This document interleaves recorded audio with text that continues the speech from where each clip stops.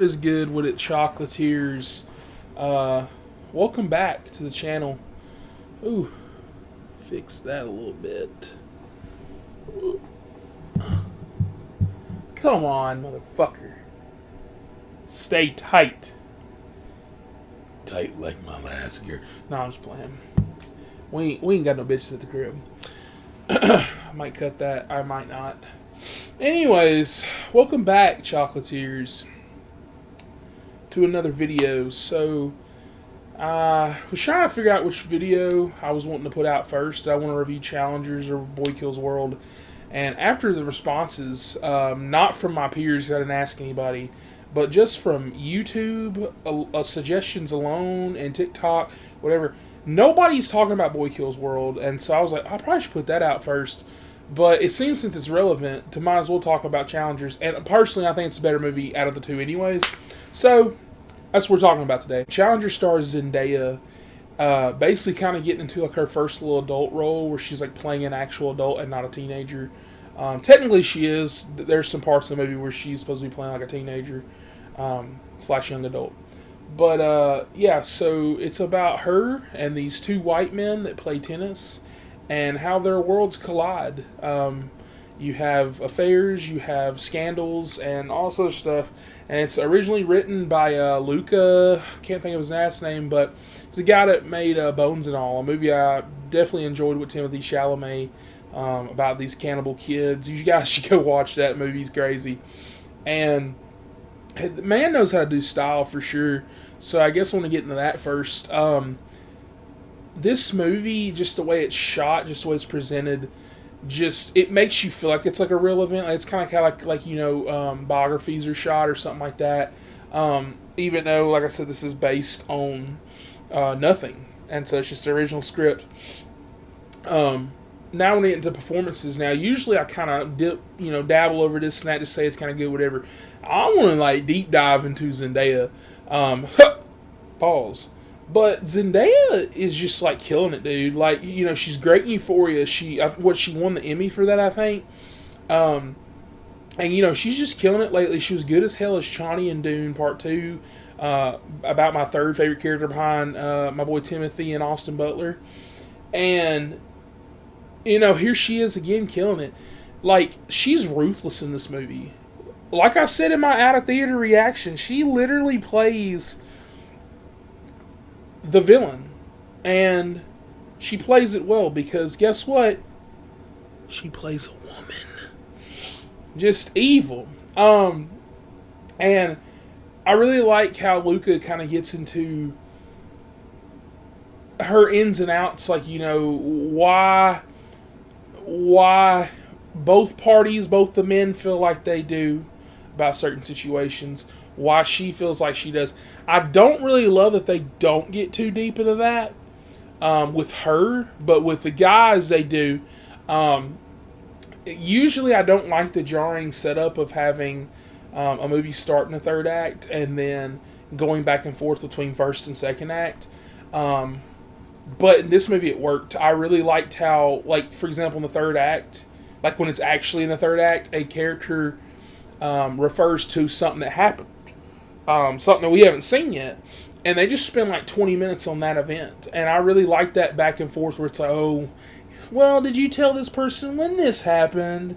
And then, you know, it would cut over there and it would show that. And I love that.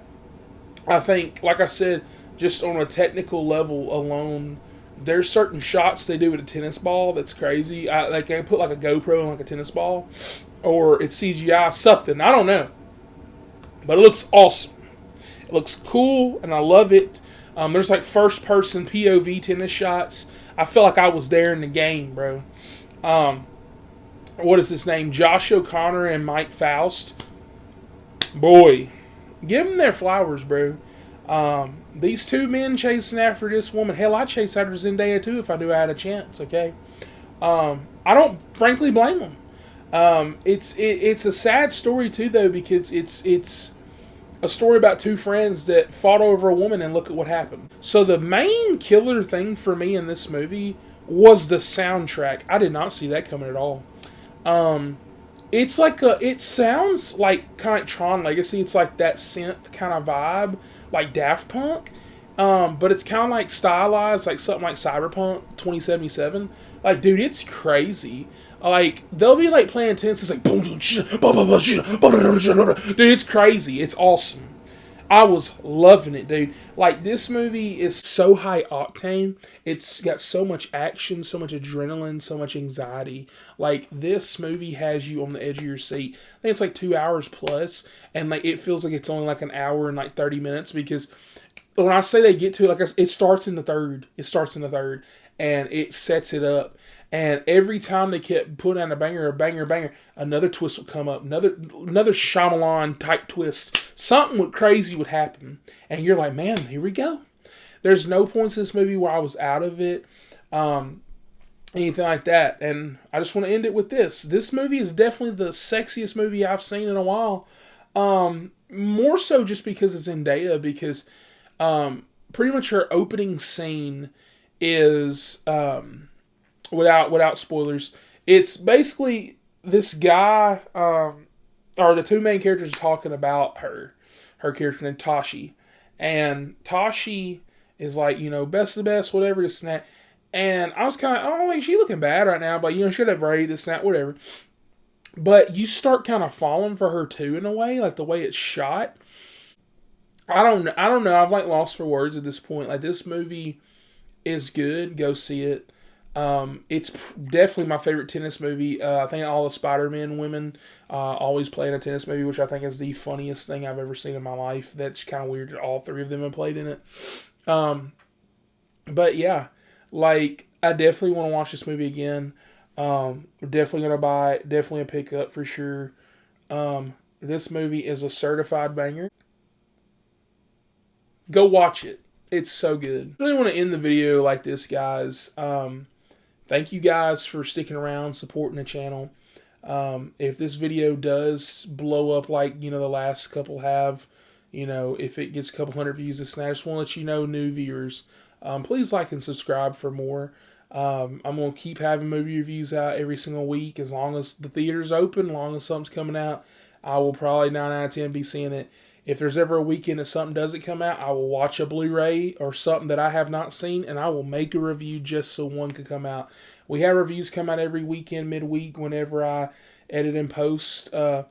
These reviews were supposed to come out Saturday and Sunday, but like I said, there's always delays because I was supposed to go watch Challengers on Friday, and I chose to go Saturday. So go watch this movie, though. Even if you don't subscribe to me, even if you don't like my opinions, whatever, just know this. This is a good movie if you like Zendaya, if you like tennis, if you like anything with high anxiety, edgy seat type stuff. If you like Bones and All, and you like the director's work, go watch this movie, go support it. Movies have been really good lately these past couple months. April, I think, has been the best month for movies for this year so far. Even though Dune Part 2 came out in March, I understand we still got Imaginary and crap like that in March. April, I don't think has had a bad movie yet that I've seen. I've given almost everything. Like, I've realized, I was like, man, I'm giving a lot of 10. Like, dude, they put out some solid bangers. And, something like Abigail, for example, I've been seeing is like kind of flopping in the box office. I really hate that. Like, it's like 60% drop like next week.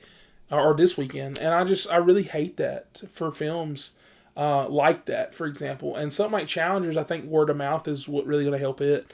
But I'm just saying, movies like this need to be seen. Like, I love my Godzilla, versus Kong. I love those movies, but those movies are always going to make bank. I think it just crossed 500 or 600 million. Like, they're always going to make money. A movie like this comes once in a lifetime. They're not going to make a sequel to this. They might make a remake. I don't know if it does cult following or whatever. But I'm just saying they're not going to do that. And it's pretty much not dead on arrival, but I'm just saying, if this movie doesn't get backing and support from people to go out and watch it because they want to go watch, their favorite sequel or something like that. Like Fall Guy next week comes out. It's not original. It's based on a TV show, but still, it's probably going to be a banger. Watch me be wrong. I feel like I just jinxed that. I hope it's good. I haven't seen Ryan Gosling anything bad. The Gray Man was kind of okay. I guess it was kind of bad. But he's good in that movie. So as long as he's good in Fall Guy, good. But yeah, like and subscribe for more. And I will catch you guys on the next one.